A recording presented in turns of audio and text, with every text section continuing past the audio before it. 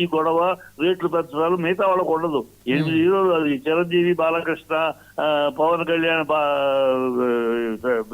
Mahesh Babu, Prabhas, junior NTR, Allu Arjun,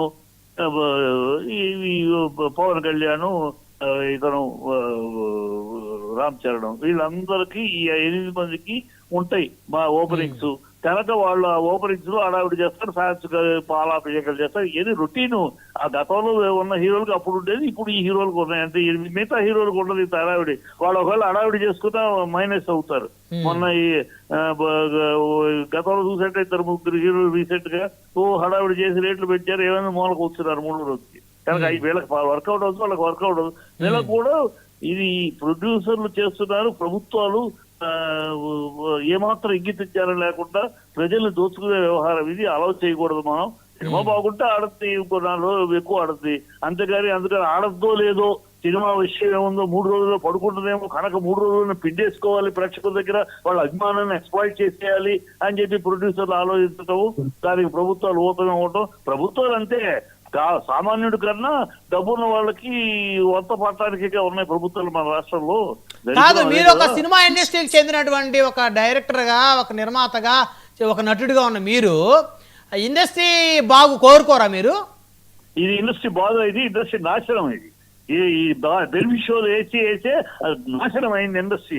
అనవసరంగా bogus stamina, ప్రతి ఒక్క హీరో బోగస్ స్టామినా ఈ 4 రోజులు ఈ బ్లాక్ లో అమ్మేసి ఇన్ని కోట్లు కలెక్ట్ చేసిందని బోగస్ హీరో స్టామినా వేసుకుని రేట్లు పెంచుకుని నాశనం చేశారు ఇండస్ట్రీని. మీకు తెలుసా ఇండస్ట్రీ ఏంటో ఉన్న రేట్లు పెంచి నాశనం చేసి బోగస్ స్టామినాలు పెంచి ఇండస్ట్రీ నాశనం చేశారు. ఈ ఇండస్ట్రీ బాగు కాదు, ఇది హితం కాదు. అంటే ఇప్పుడు మీరు అట్లా మాట్లాడితే ఇక్కడ జనసేన నాయకులు మీరు పవన్ కళ్యాణ్ గారి మీద ఉన్నటువంటి వ్యక్తిగత కక్షతో మాట్లాడుతున్నారని అంటారు. చూసుకోండి, పవన్ కళ్యాణ్ ప్రొడ్యూసర్ సంబంధం లేదు, పవన్ కళ్యాణ్ సంబంధం లేదు, ఏ హీరోకి సంబంధం ఉండదు రేట్లు పెంచడంలో. ఇది ఓన్లీ ప్రొడ్యూసర్లే. అది తెలుసుకోవాలి. ప్రొడ్యూసర్లు ఖర్చు పెట్టాడు, వాడు అడుగుతాడు.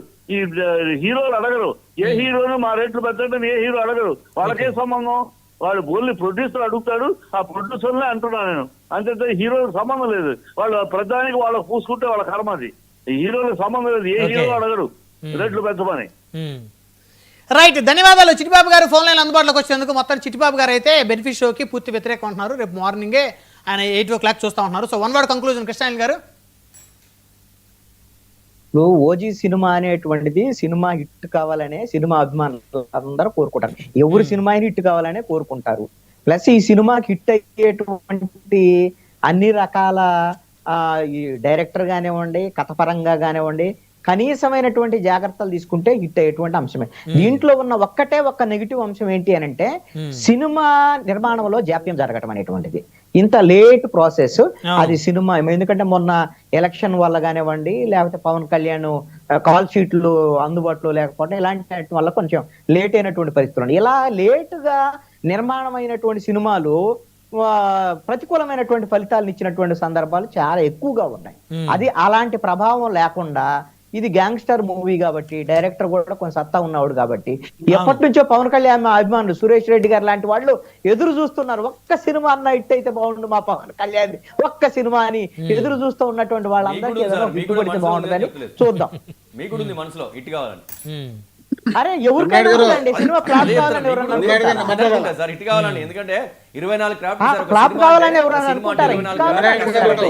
ఒక సినిమా తీస్తే 24 క్రాఫ్ట్లకి వాళ్ళకి ఎంతో కొంత డబ్బు పోతుంది. అంటే ఇండస్ట్రీ పెద్ద బిజినెస్ అనుకోండి. సమయం లేదు, చూద్దాం ఏం జరగబోతుందో. రేపు ఈ టైంకి కాదు, రేపు మళ్ళీ రేపు ఉదయం కాదు, ఆల్రెడీ